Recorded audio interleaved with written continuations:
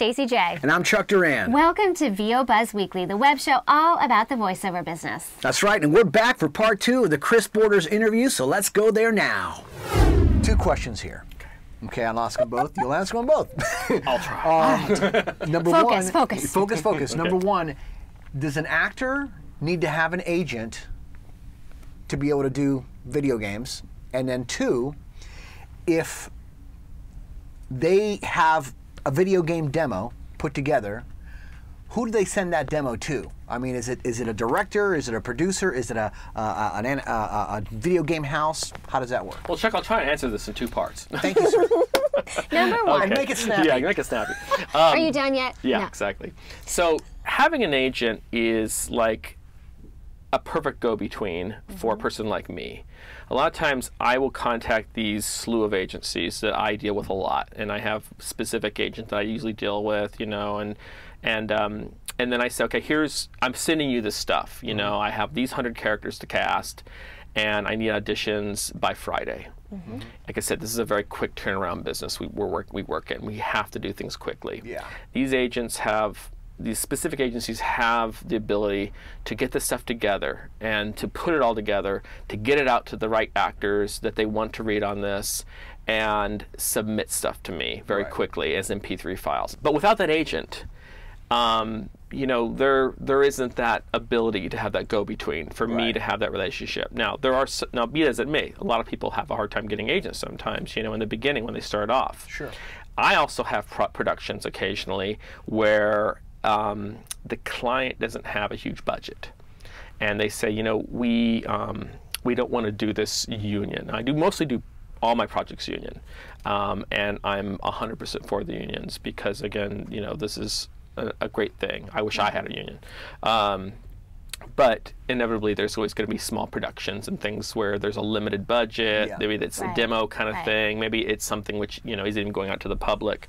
And so that gives an opportunity for people who are starting off in this business to get their chops, to learn, to get in to work with someone like me. Right. And then inevitably someone like me, you know, or you, says, wow, I had this person come in the other day, and, you know, I was amazed. They were great. So I found out they didn't have an agent, and I, you know, will make a phone call to a couple people, maybe say, you know, I think they might be really good with this person. Like you said, you had, you know, Sandy, you know, I mean, you know, Sandy's a good example. You know, I've gotten some people signed to her. Schnarr. Yeah, Yes. Sandy Schnarr. You know, they bring them in, boom, boom, boom, and all of a sudden they're signed, and it's a great working relationship, and the rest is history. Yeah. So it's one of those things where, again, we all, you know, want to just start off in this business and immediately start working. Yeah. And it does sometimes happen, luck of the draw, but rarely. Everybody's got to start someplace. Yeah. So as much as I try to be equal opportunity employer, unfortunately there's just a lot of these productions that are high budget that I work on. But occasionally there are these opportunities. Yeah. And then there are occasional opportunities where even though an actor, say, is union, and they've joined the union, they've gotten involved and everything like that, but they just haven't got an agent they're happy with, or maybe they're in between agents. Right.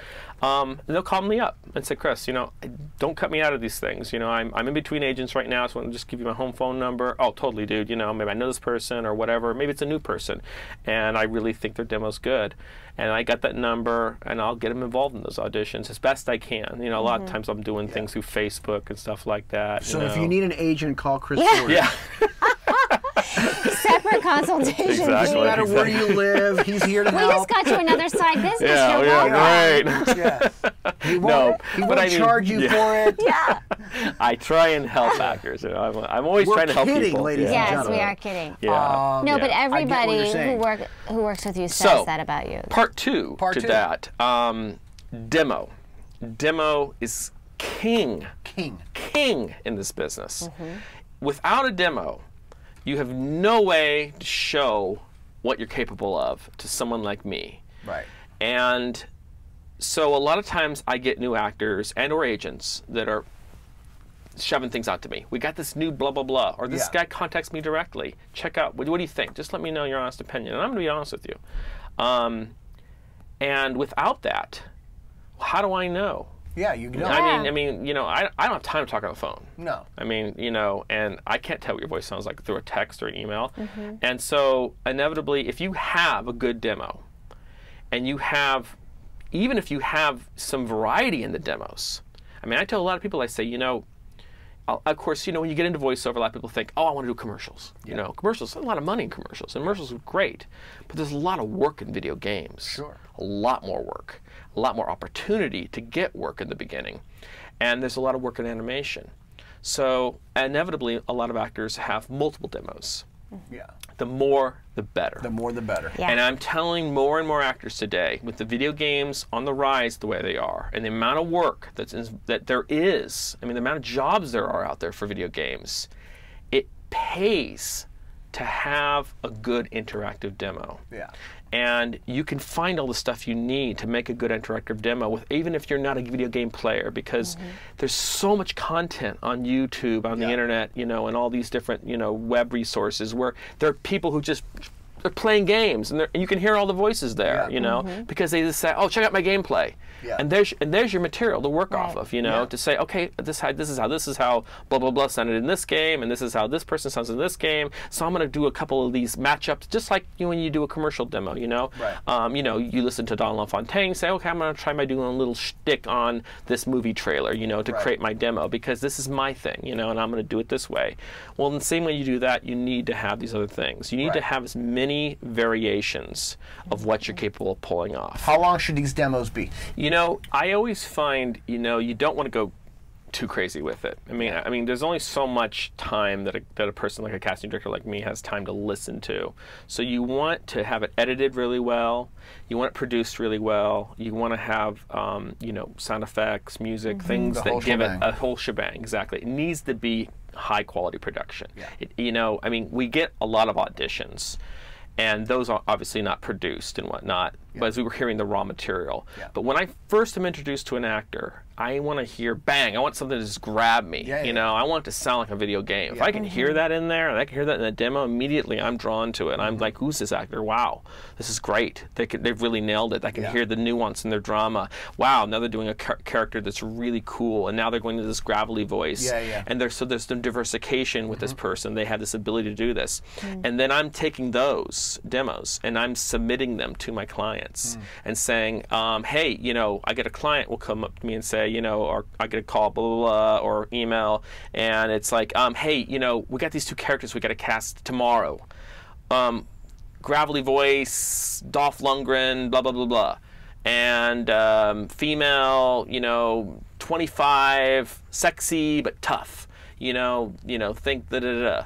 And so immediately I'm going through my, you know, sort of Rolodex in my brain, and okay, who's come in, and then I got my little, you know, group of files and blah, blah, blah. Okay, here's a couple demos that match that general idea.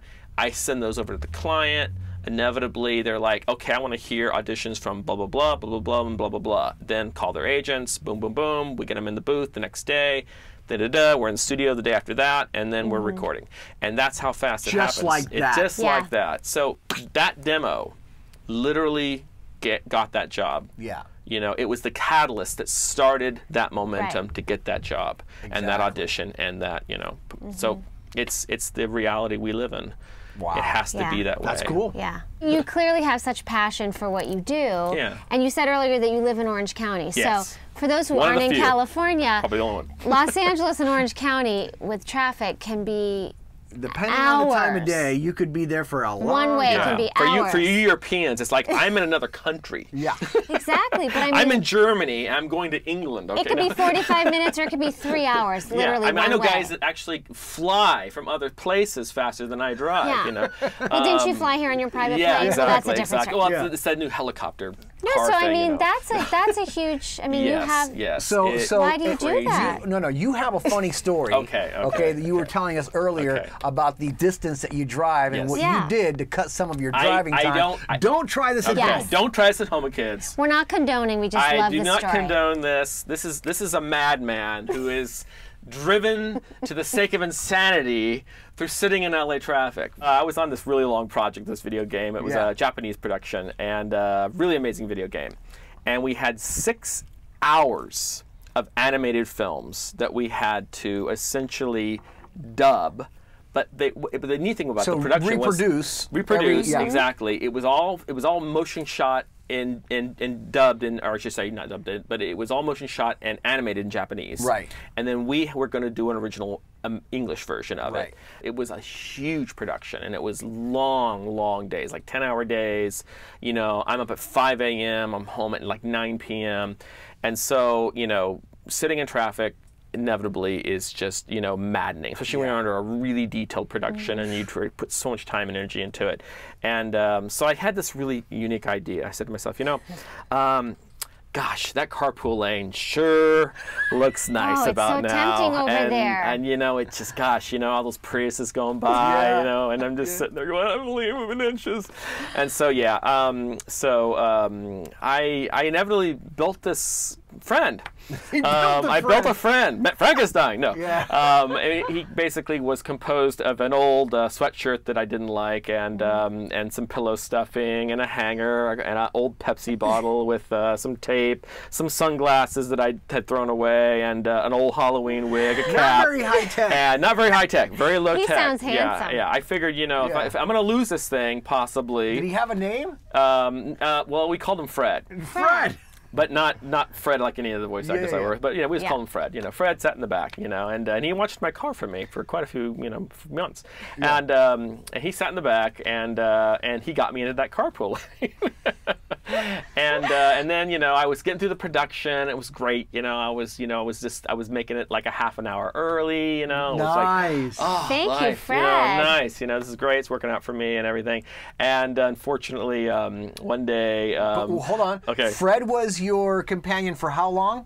6 months. 6 months. 6 months. Okay. 6 months. That's a very long for relationship, 6 months, Chris. He had a Pepsi guy sitting in the back with a wig and hat and But you were recycling the bottle exactly. So I am very green about these things. Exactly. So I was in the carpool lane, and I was on the 405 one morning on the way to the same gig. You know, we were getting close to the end there. And everybody knew this, of course, who was on the gig. You know, we were making a big joke about it. You know, the engineer taking a picture of it, and it was a big, you know, everybody thought, oh, that's so funny. He's got this, you know, and we made no bones about it because it just was, you know, let's see how long he lasts, you know.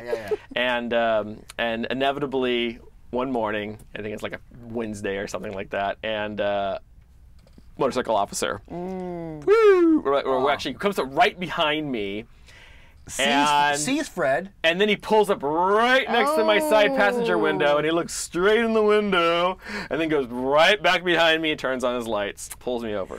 Did he look behind to see Fred? Did he see Fred? He saw Fred. Yeah. Okay. He was not impressed. He stopped him. Yeah, exactly. That's why Fred, unfortunately, wasn't real. Yeah. Now, if Fred had a little movement and went... Yeah, might have worked. I don't know. I mean, maybe if I had Disney. So did you go to those Disney guys? Did you go to jail? Did you get a ticket? What happened? Well, no. So he pulled me over, and of course, you know, I am always of the belief that, you know, it's law enforcement. I don't mess with them. So hands on steering wheel. No sir, yes sir. Guilty as charged. So he came up to me and he just like rolled down. You know, I had my window down because of me, and he's like, you know, he's like, you think you're better than everybody else? No, he totally just wanted to lay it into me, you know. Wow. And I was like, no sir, just a lot of traffic, frustrated. I'm sorry, you know, I apologize, you know, and so. He told me, he says, okay, I'm riding a motorcycle, obviously, and I need to confiscate this as evidence. So you're gonna have to follow me to the precinct. So I'm like, oh man, okay. So then he goes back to his thing, and he goes, I gotta first write this ticket up. So he's writing it all up and everything like that, and he goes, blah blah blah, you know, and it's like, you know, $341 fine, you know, not cheap, and so then he comes back to me and he's like, I got a better idea. There's a truck stop up ahead, and I'm gonna have a cruiser meet us there, and we'll pick it up there. So with my tail between my legs, here's Chris sitting at the truck stop with the two officers and Fred pulling Fred, my buddy, out of the back of my car with all the people driving by laughing their head off and putting him into the cruiser as evidence. And I had to say goodbye to Fred, you know. Man. And the officer did say, he was kind enough to say, you can actually get Fred back as evidence. I mean, you can only hold him for so long. Once you know, we use him for our get him out on bail, exactly. For the Christmas photo. Exactly. So what did you learn from this experience? I learned that, you know, that it's probably not the best idea to have a carpool dummy in the back of your car, you know, you know, kids don't take my example. You know, this was in my tainted youth, and I was, you know, I was a bad boy, and I promise you, I'm doing the right thing. I'm gonna get an electric car. Okay. Oh, yeah. So that's very good. That is something. See, that's how it came about. Now found you can out legally be in that lane with the carpool electric lane car. is a nice place to be for a person like me in my situation. So I'm gonna go green as it gets, and I'm gonna do an all electric car, and so there you go. Hey, there's the answer. Chris Boyer's video game director gone green. Wanted. He's gone from wanted to green. Excellent. Exactly. Chris, take us back and from the beginning. Maybe not from the very beginning, because that was probably when you were like 3. The first time you touched the keyboard. of your whole music adventure and music career and all the bands and all stuff. Yeah. like Well, that. my you know, when I was a young, weak child. No, when I was in my teens, I was very intrigued by synthesizers, you know, at that time and whatnot. Couldn't afford them, but you know, my parents had an old, you know, organ, you know, the family organ kind of thing, you know, and I kind of learned and dabbled on that, and then kind of got into my later teens in high school and whatnot, and got my first synthesizer when they kind of came down in price and whatnot, and then from there, sort of inevitably, you know, ended up in a band. So yeah, so that's led to my music career of, you know, kind of going from high school into my young teens and or later teens into my early 20s, and inevitably ended up in getting a recording contract with Hollywood Records, which was new at the time, and of course, you know, that's owned by Disney, and so it was very surreal, you know, because I mean, here I am showing up, you know, the Hollywood Records at the Disney lot, you know, and this was all like foreign to me. You know, I've been to Disneyland. What's the name of that band that got signed? We were called Vanity Kills. Vanity Kills. And would they be able to see any of that on YouTube? You know, or I think like if you hunt around on the internet, there's stuff on there. You might find it. You know, we did one CD. Had some amazing people work on it. You know, we had like Madonna's percussionist Luis Conte work on it. We had this really amazing drummer, Denny Fongheiser, who's a big session player, still is, who played drums on it. A guy named John Pierce played bass. We had Madonna's one of her top backup singers throughout pretty much her whole career, Donna DeLorean. She sang backup on one of the cuts, and a couple of the top backup singers for Michael Jackson, horn players, you name it. You know, we got some really great people on it. It's all produced by a guy named Julian Raymond, who was just until recently he was, I think he was vice president of Capitol Records, and now is starting his own label. And it was a wild time. It was a great time. We were signed to Hollywood Records at the same time that they bought out Queen's collection from Mercury Records. And so it was really weird. And and this was when Queen did their last album. And of course, you know, I mean, I grew up listening to Queen. I mean, like, my gosh, you know, Queen is, you know, I mean, literally. And so we just released, I wish.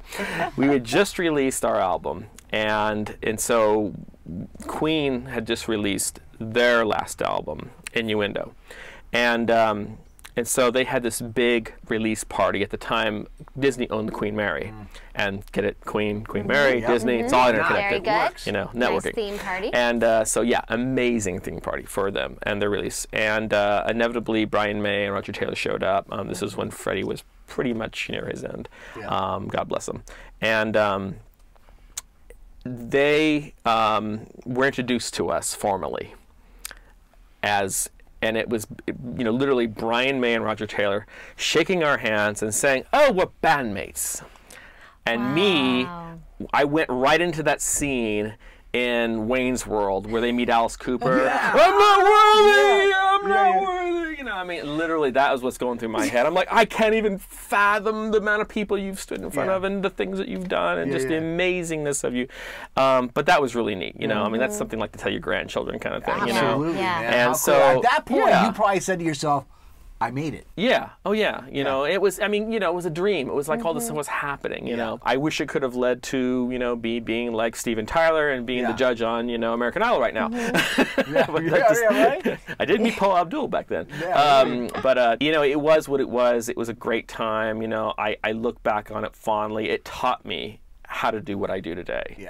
It was like what I tell people. I say, you know, you may have gone to Princeton or Harvard or wherever you went to college.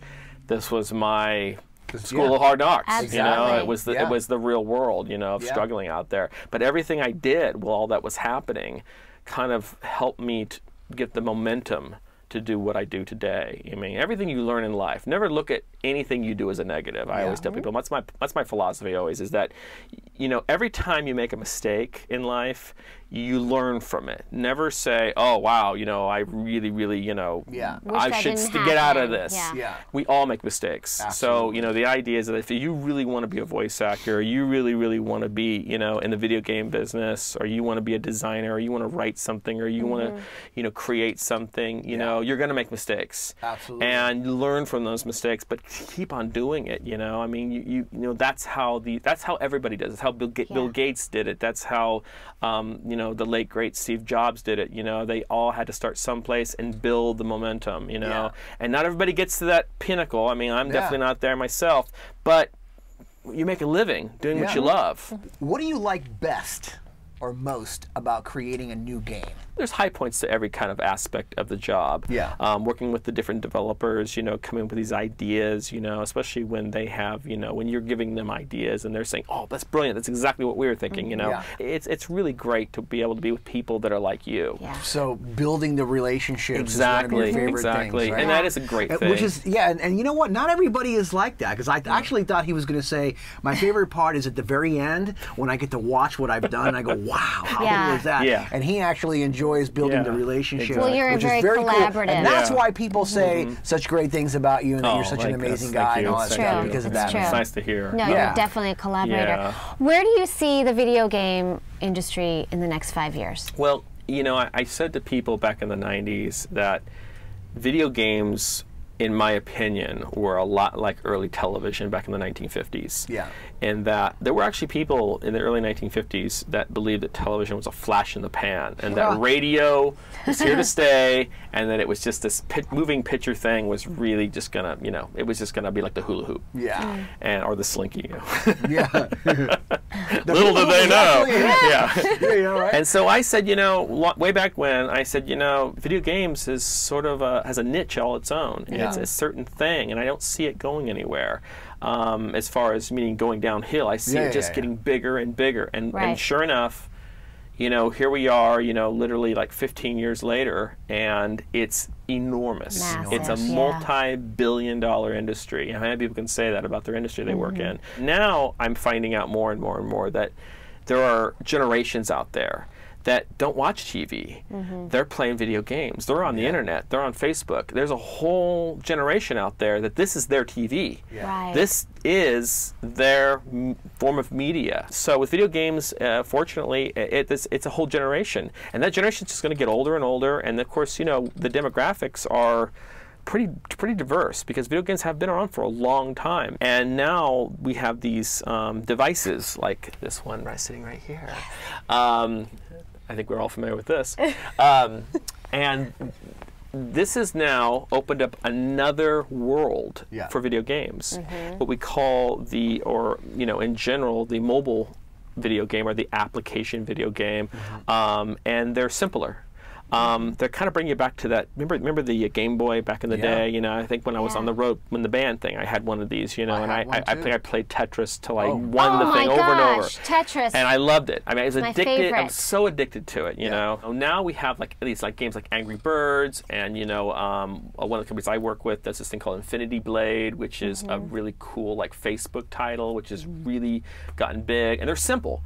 They don't really take a lot of time to learn. They don't have these really intricate storylines. lines. They keep a very simple kind of thing. But for the person like me, you know, and probably you guys as well, you know, who are like busy in our careers and we don't have a lot of time, we come home and we're like, oh gosh, should I watch TV? I get your iPad out, you know, okay, see what's going on Facebook. Everybody's doing nothing. I'm gonna play Infinity Blade. All right, this is great. This takes me away from my world. That is another whole thing. That's a whole other side. And people kind of go, yeah, I think people are asking me, do you think that's where it's all going? No, of course not. But it's one element It's a different element of it. Just like television. You know, when television started off, you know, you had you had your game shows, you had your talk shows, you had your sports, and, you know, and news and whatnot, and drama. But, you know, now look at it. It's you know, you have what, thousands of channels, different languages. It's huge. Well, just like video games, now we have content. We have everything now. You know, and so there's all. It's something for everybody. And then when you hear these stories about someone who's in a wheelchair, you know, like, or someone who's handicapped, and they have no life outside of their home, they can't get away, or somebody who has a terminal illness. And then you hear these stories about these developers that have created, sometimes these are actually the people who are the victims of these situations, have created these video games, and they've brought life, a world, it may be a virtual world, but it's a world, a life, back to these people who can't live a normal life.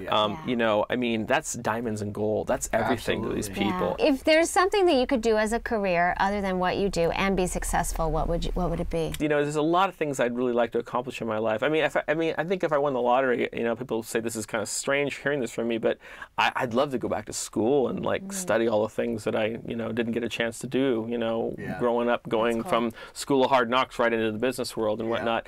There's a lot of things. I'd love to travel. You know, I really like to see more of the world. What advice would you give somebody who was new, who wanted to break into video games? What advice would you give them? A few steps where to start. My first step, of course, is, you know, remember I think I mentioned earlier about the, you know, open up War and Peace or the encyclopedia, something that's just mundanely boring and, you know, to read, and start reading it. And then taking some acting classes, you know. Some people, you know, say, well, you know, I think I'm a good actor, I don't really need the acting classes. Well, you know, do it anyways. See, because it's going to tell you whether or not you're going to like working with a director, you know. In an acting class, you're going to have a teacher, and that's going to be your director. And he's going to probably put you through the paces, you know. He's going to tell you to do things that you probably would be embarrassed to do. I mean, we, as voice actors, you know, and as directors, we do a lot of really embarrassing things in this business. And we, you know, we make fun of ourselves, you know, and it's definitely not a business to be in if you're a closed-knit kind of mouse of a person. You know, you got to be the kind of person. You're an actor. You're playing a part, you know, and I get into that part with you. And inevitably, once you get the acting classes and all that, you know, then you're on to, you know, finding your niche and what's good, what you're good at, you know. Then you want to sit down with, you know, somebody who can put together a great demo for you. You want to get with someone like my friend here, and you want to put together a great demo because it is the key, again, to this business and the success in this business. And then, you know, you're on your way. You know, it's really in passion. One of the things that I will bring up very quickly is that, you know, and don't get me wrong, this is not something which I'm stressing that has to be the way it is, but a lot of people say to me, it's like, do I have to be in LA to have a voiceover career? No, you don't have to be in LA. But the catch, unfortunately, most of the productions for video games and animation are happening out here. So a lot of people say, well, you know, there's all this technology. Yes, that's true, but there's a tremendous amount of people who are right around the corner as well. And so we have to hire another studio and use a separate line or whatnot. So if it's your dream and you want to make it, you know, you're going to make those sacrifices to be here. You're going to do whatever it takes to come out here. And you know, I personally know a few people that are not from Los Angeles who have a huge voiceover career. So if you're good, I mean really, really good, and your talent is that such that people listen to it and go, wow, I got to hire this person, then maybe you could make it work from other places. Because I know that there are people there. But you're right, video games, most of the crud of the stuff, man, Tom Kane. I mean, you know, I mean, perfect example. I mean, he's in video games. Yeah. He does the Oscars. They fly him out every year to do the Oscars announcing. I mean, and this guy lives someplace that's nowhere near, you know, nobody even knows where he lives. And yeah, exactly. I'm not even sure. I think it's some cave somewhere. Yeah.